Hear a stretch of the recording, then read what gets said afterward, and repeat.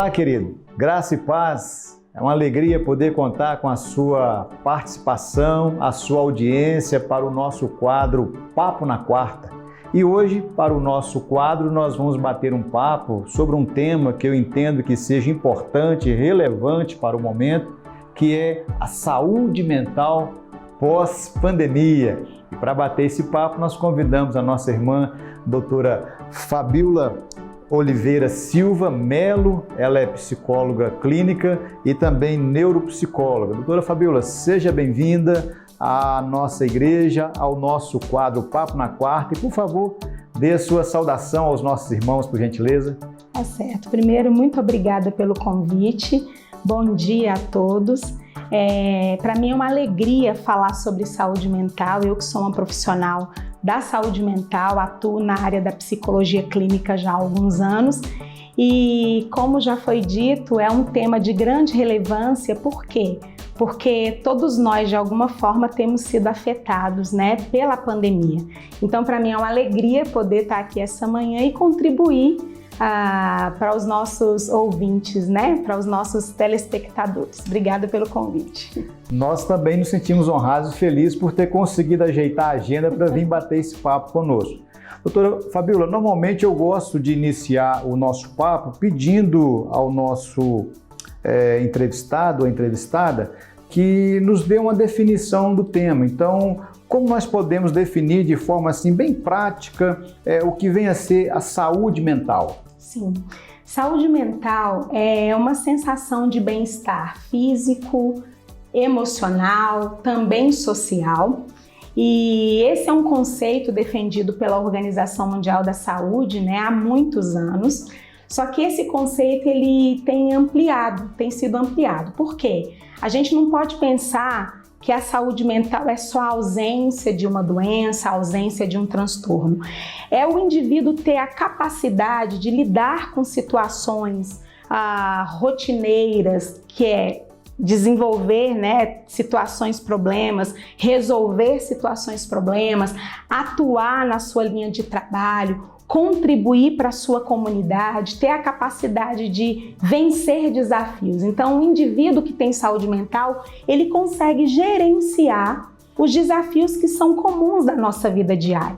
Então, é alguém que consegue passar por problemas, mas consegue encontrar soluções, consegue também olhar para o outro, consegue exercer influência na vida de outras pessoas.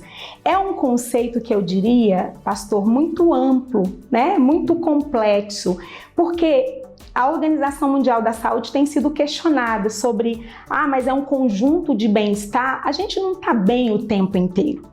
Mas mesmo não estando bem, temos condições de gerenciar nossa vida, temos condições de contribuir para a nossa comunidade, temos condições de trabalhar, de produzir.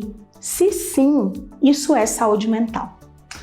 Ok, doutora Fabíola, dentro dessa proposta sua, dessa definição do que vem a ser a saúde mental, a gente pode caminhar um pouquinho mais e perguntar, se você puder me ajudar na resposta, é claro? Sim. Qual que é a importância de termos uma saúde mental equilibrada, vamos assim pontuar? Qual que é a importância para a pessoa? Sim, então vamos lá.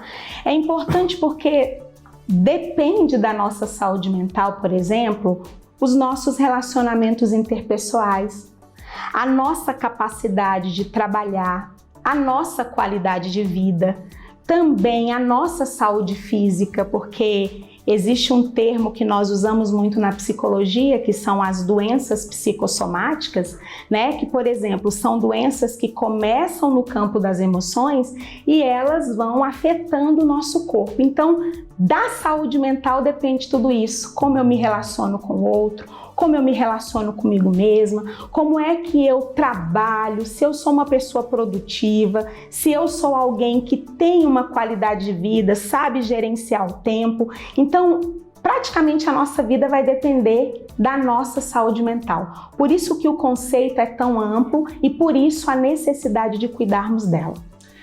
Ok, doutora Fabíola, eu li um artigo e aí eu queria perguntar a sua opinião se esse artigo realmente procede, onde o artigo afirma que nessa pandemia quem mais teve a saúde mental atingida, vamos assim pensar, foram as mulheres e os jovens. Procede esta informação? Procede. Essa informação procede.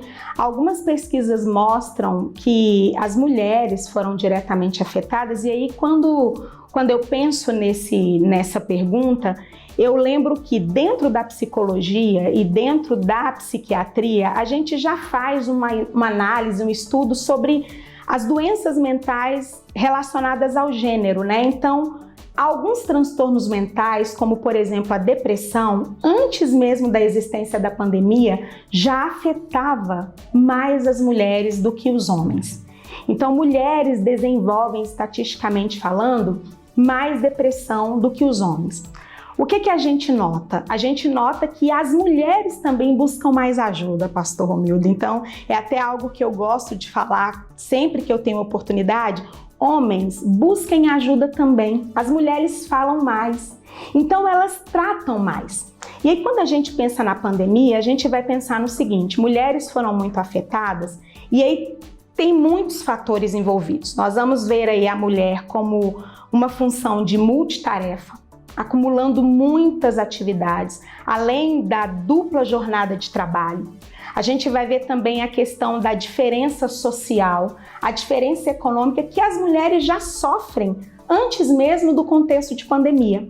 Então, com a pandemia chegando, essas mulheres foram diretamente afetadas porque muitas perderam o emprego, outras, com a questão do distanciamento social, precisaram ficar em casa, acumulando a função de mãe, mas a função também de acompanhar a vida escolar dos filhos, a preocupação em não ter uma renda para garantir o sustento da família. Então, as mulheres, elas foram afetadas diretamente por isso. E eu digo que a pandemia, Pastor Romildo, ela evidenciou problemas que já existiam. Eu não acredito que a pandemia tenha causado muitas coisas. Eu acho que a pandemia revelou o que nós já sabíamos, o que nós já víamos na prática clínica.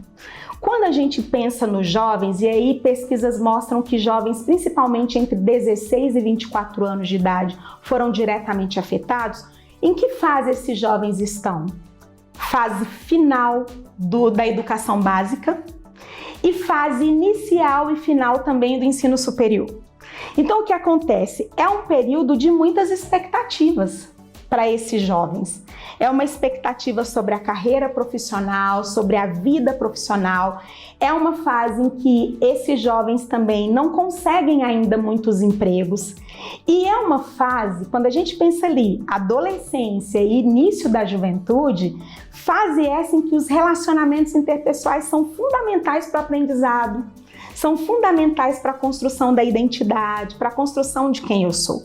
Então, eles também foram afetados porque eles tiveram que lidar com frustrações que antes eles não lidavam e eles ficaram também isolados. A educação passou a ser por telas e nem professores e nem alunos estavam preparados para isso. A gente tem muito essa ideia de uma geração atual bem tecnológica, mas quando a gente levou para o campo da educação, a gente percebeu muita dificuldade. Então, esses dois grupos foram diretamente afetados, mas eu posso dizer, como psicóloga clínica, com muita segurança, que a busca por psicoterapia para adolescentes antes da pandemia já vinha em uma crescente. Eu faço muito acompanhamento de adolescentes, então já existia uma procura muito grande e volto a repetir, a pandemia ela tão somente revelou algumas coisas que já aconteciam. Ok, continuando o nosso papo, sim, eu também dei uma olhada ou li um pouquinho, onde a Organização Mundial de Saúde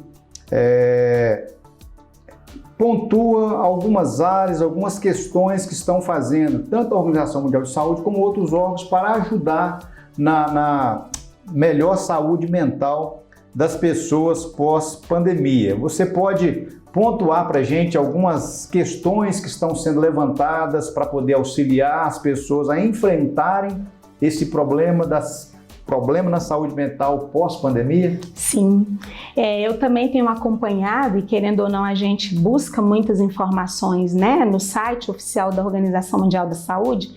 E em 2013 foi elaborado um documento chamado Plano de Ação para a Saúde Mental pela Organização Mundial da Saúde, e esse plano ele deveria ser aplicado no período entre 2013 e 2020. Então, ele foi elaborado antes da pandemia. E lá tem muitas ações sobre trabalho preventivo, sobre intervenção em saúde mental. E o que foi evidenciado em outubro do ano passado, já no período da pandemia, quando esse documento foi ser relido, né, e reavaliado, percebeu-se que a maioria dessas ações não foram cumpridas, executadas pelos países. Então, em outubro do ano passado, esse plano ele foi prolongado até 2030. E aí com ações que já envolvem esse contexto de pandemia, né? Ações mais pontuais também para a questão da pandemia. E aí vem essa questão, a Organização Mundial da Saúde tem o seu papel muito específico, que é de orientação e que é também de incentivo para que os países façam, né, investimento na saúde mental, mas a gente se depara com a realidade. Existiram sim planos de ação, cada estado se organizando, né, da melhor forma possível ou dentro das possibilidades para trabalhar com a questão da pandemia e os efeitos dela na saúde mental, mas a gente ainda está, Pastor Romildo, longe, né, do que seria ideal. Eu ainda percebo muito movimento no Brasil de tratamento, mas não de prevenção. Então, assim, existem ações pontuais, o GDF tem uma rede, por exemplo, de saúde mental ampla, a gente tem os CAPSs, tem CAPSIS, a gente tem o SAMU, que é inclusive um trabalho pioneiro no Distrito Federal, que tem uma equipe de atendimento para questões da saúde mental, uma equipe que se desloca com psiquiatra, com psicólogo, com profissionais especialistas da saúde mental, mas eu ainda vejo também muitas ações individuais ou privadas, então instituições que se mobilizam para o atendimento da população.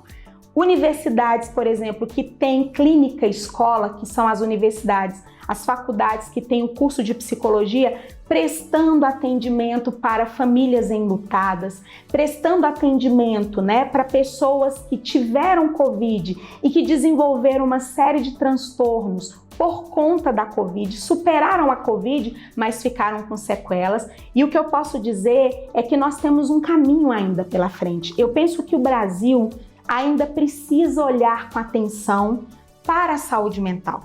Em que sentido? A gente não pode só tratar, a gente não pode só fazer uma intervenção na crise, a gente precisa sim prevenir, a gente precisa falar sobre saúde mental, a gente precisa investir não só em tratamento, mas em prevenção. Mas a gente percebe um movimento, claro que um movimento que aconteceu com as coisas acontecendo, né? Mas ainda bem que a gente ainda tem ações para sanar essa questão e para trabalhar isso com as pessoas.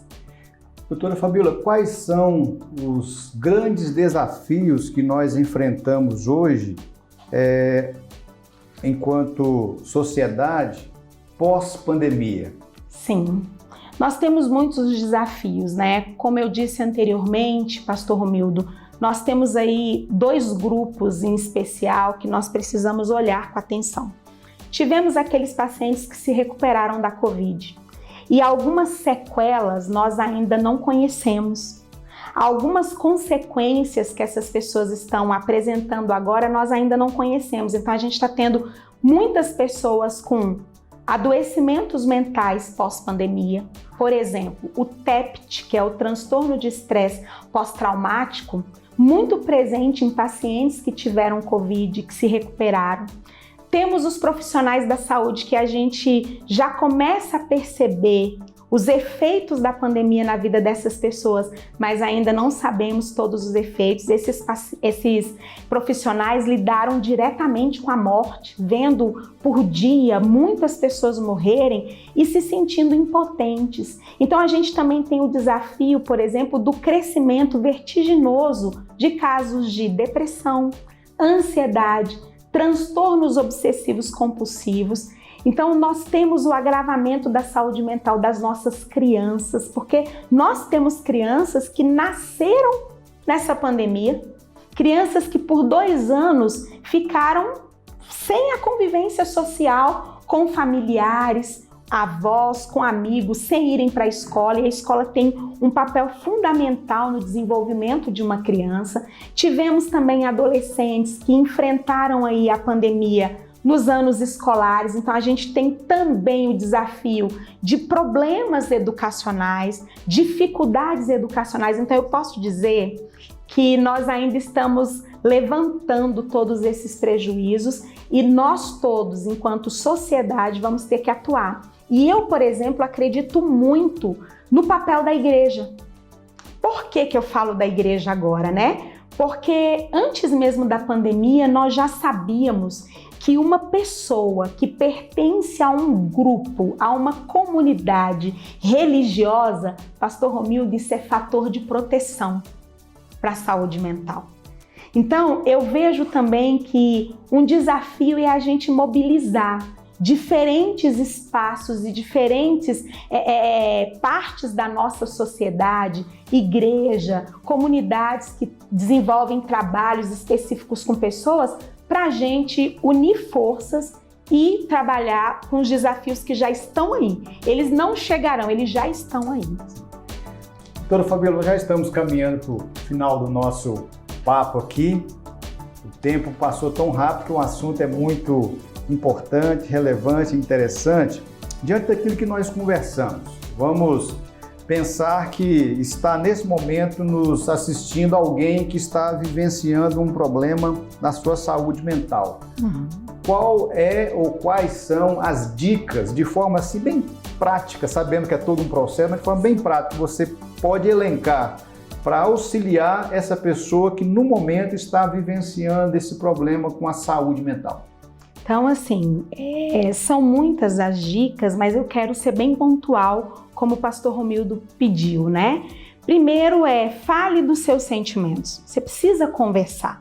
Nós precisamos desenvolver o hábito do diálogo, gente. Eu preciso falar o que eu penso, eu preciso falar o que eu sinto.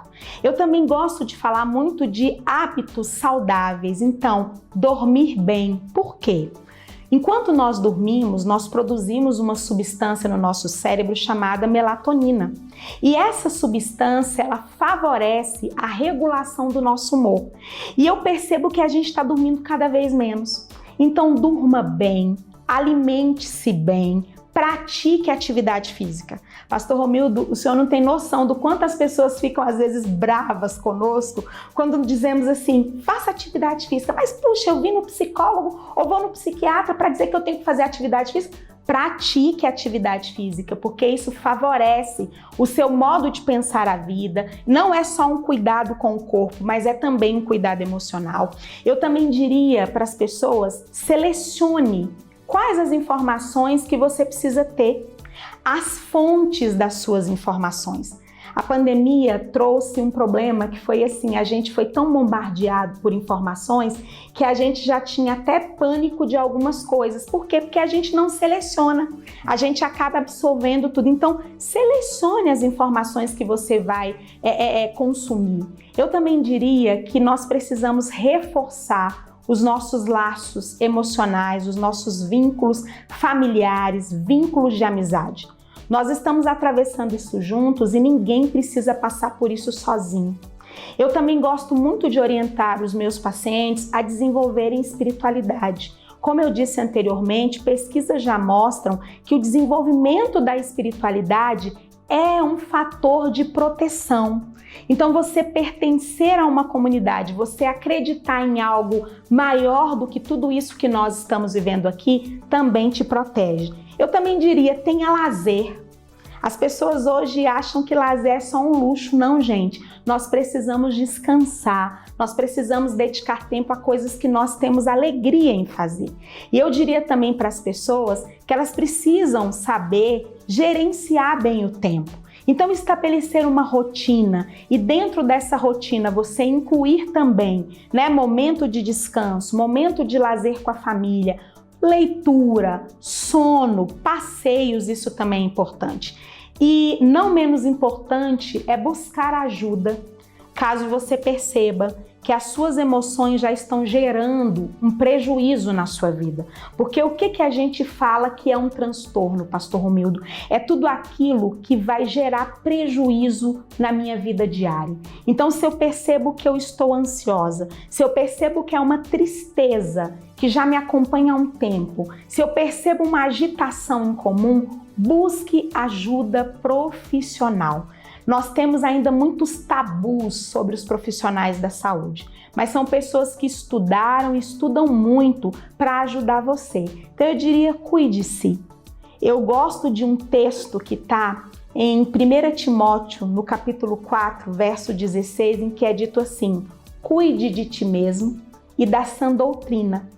Persevere nessas coisas, porque fazendo isso você tanto salvará você mesmo quanto aos outros. Não tem como cuidar do outro se eu não cuido muito bem de mim primeiro.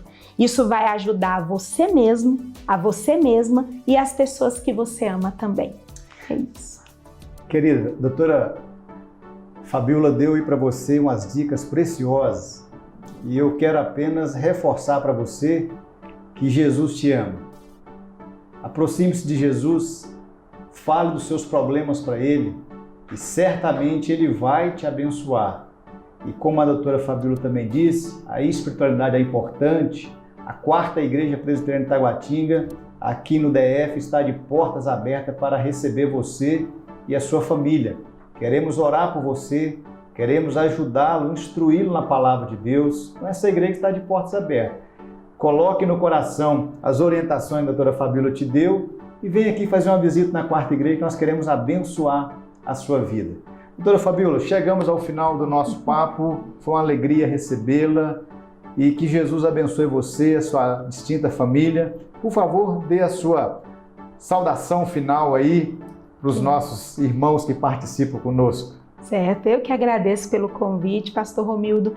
Eu sempre fico muito feliz quando uma igreja me convida para falar desse tema. Isso mostra a preocupação que essa igreja tem com as pessoas de forma completa, não só com a espiritualidade, mas entendendo que gente sofre, gente passa por problemas.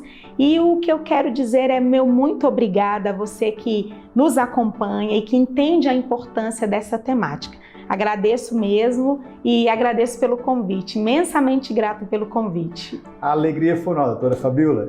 Querido, Mateus capítulo 11, verso 28, um convite de Jesus para você. Vinde a mim, todos que estáis cansados e sobrecarregados, e eu vos aliviarei. Leve o seu fardo a Jesus, que Ele vai te abençoar. Jesus te abençoe. Tendo a oportunidade, faça uma visita. Você que mora aqui no DF, a 4ª Igreja Presbiteriana de Taguatinga, será uma alegria receber você. Você que mora fora do DF, nos acompanha aí nas nossas redes sociais, no Instagram, no YouTube, e que Jesus te abençoe. Forte abraço, beijo no seu coração. Tchau, tchau.